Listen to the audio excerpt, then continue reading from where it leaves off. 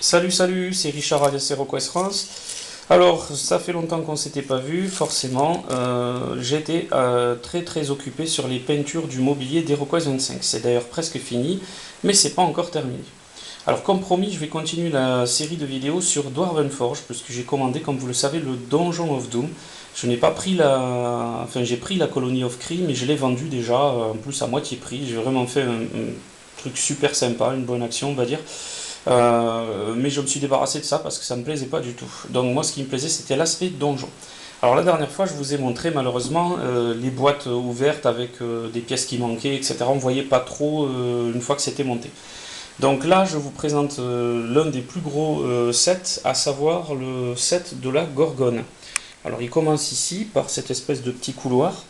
On arrive direct sur une espèce de golem mécanique de pierre qui rappelle les créatures de Fallout, et vous allez voir que c'est bien pompé sur Fallout, ça c'est sûr et certain. Il y a une double porte ici qui mène dans une salle avec deux escaliers en arc de cercle bien entendu, encore des golems, donc il y en a quatre.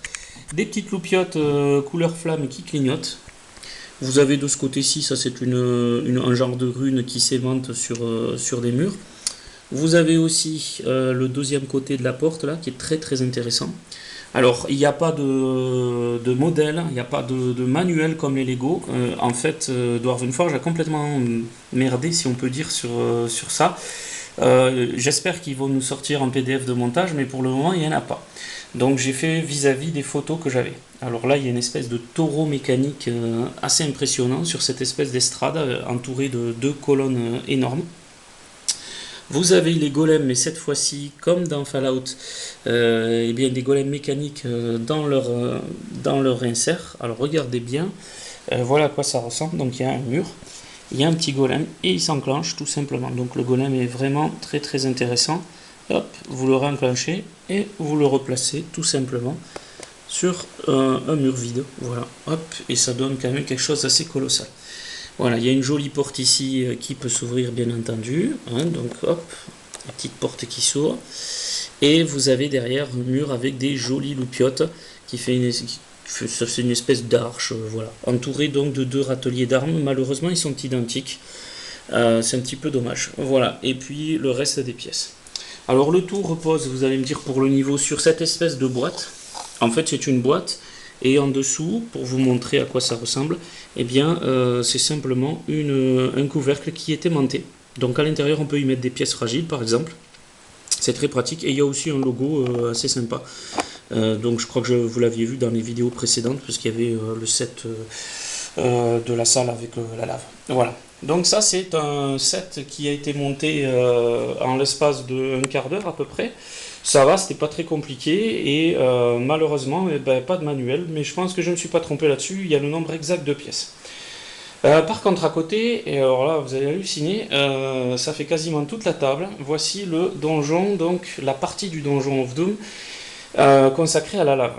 Alors, normalement, si je ne me suis pas trop trompé, j'ai changé un peu quelques éléments, parce qu'après, là-bas, sur les parties supérieures, après le pont de lave, c'était vraiment pas du tout indiqué, donc j'ai fait comme j'ai pu.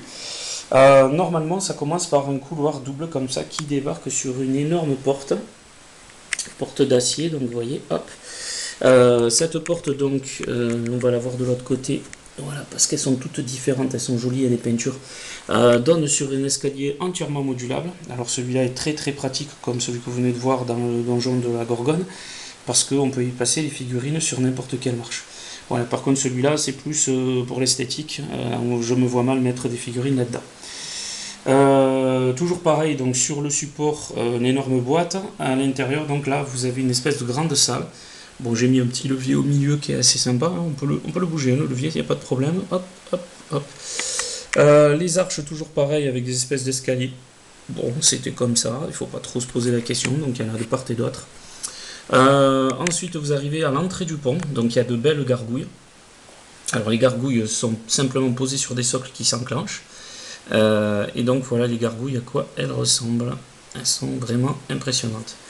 J'adore. Donc ensuite les pauvres héros traverseront le pont de lave pour faire face à un énorme lézard à quatre pattes.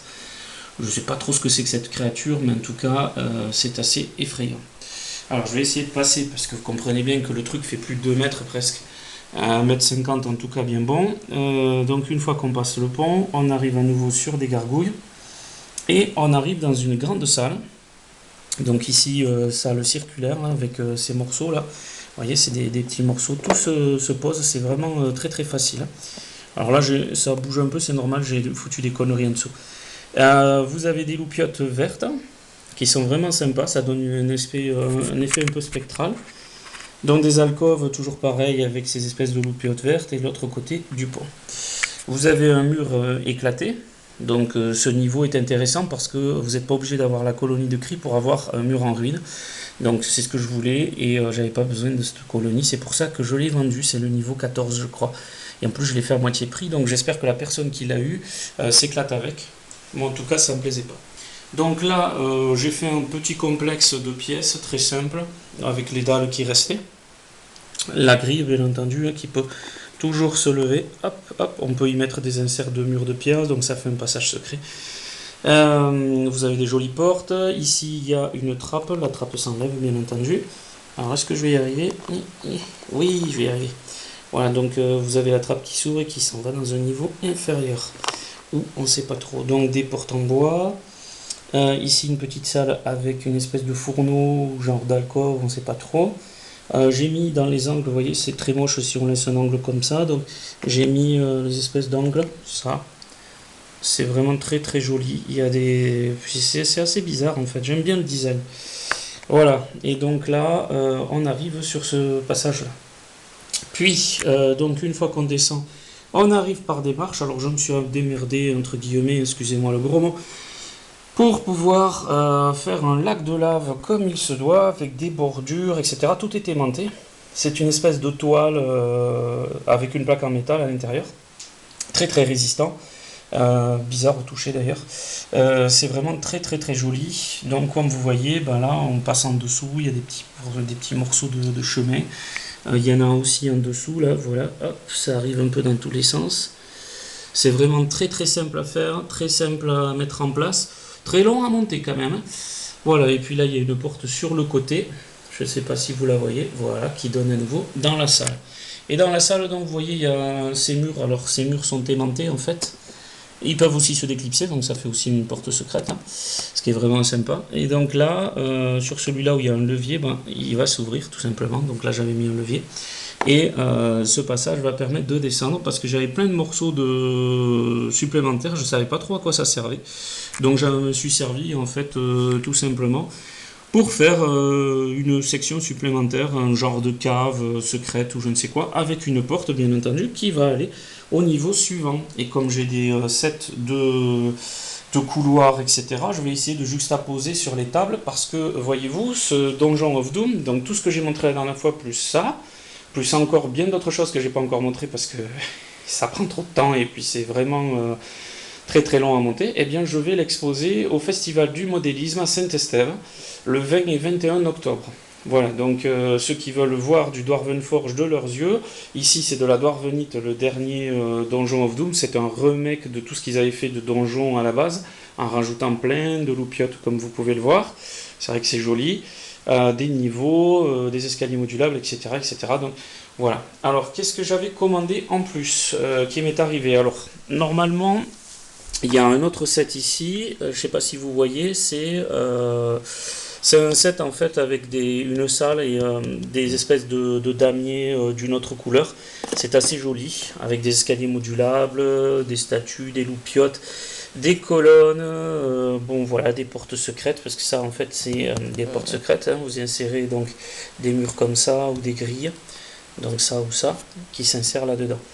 Voilà, donc bon ça c'est assez sympa, il y a encore tout ça avec, donc c'est énorme, ça fait vraiment une très très grande salle, un complexe assez sympa. Ensuite j'avais pris tout ça d'Adon. Ouais, donc ça c'est les espèces de supports que vous venez de voir, c'est pratique pour faire des niveaux voilà, en hauteur et tout ça, ou pour faire simplement, je sais pas, on peut mettre un sorcier dessus dans une salle, peu importe, on peut mettre tellement de choses. Donc tout ça c'est des add-ons, là c'est un autre, je pense que c'est une autre salle, je sais plus trop, mais comme vous voyez j'ai entouré pas mal de pièces, il me manque plein de choses. Je suis un peu dégoûté, surtout vu le prix déboursé. de ne pas recevoir en fait de la part de Dwarven Forge tout ça. Alors après j'ai pris quoi? J'ai le set de jade, donc je l'ai pris, fabuleux, j'attends le deuxième parce que j'en avais deux et j'en ai qu'une seule. Donc là franchement c'est un peu du foutage de gueule, en plus des pièces manquantes, il manque des sets. Et il y en a d'autres certainement qui ont trouvé les sets en plus. Il n'y a vraiment pas trop d'attention au niveau de la manutention, c'est vraiment dommage. Ensuite, ça c'est dit au passage, hein, parce que c'est pour tous les Kickstarter, c'est pas que pour la société Dwarven Forge. Je m'aperçois qu'il y a énormément de choses qui manquent dans la plupart des Kickstarter, et c'est chaque fois énervant de voir qu'on a soit des trucs en plus, donc ça veut dire que quelqu'un l'a en moins, soit des trucs en moins, et ça veut dire que quelqu'un l'a en plus.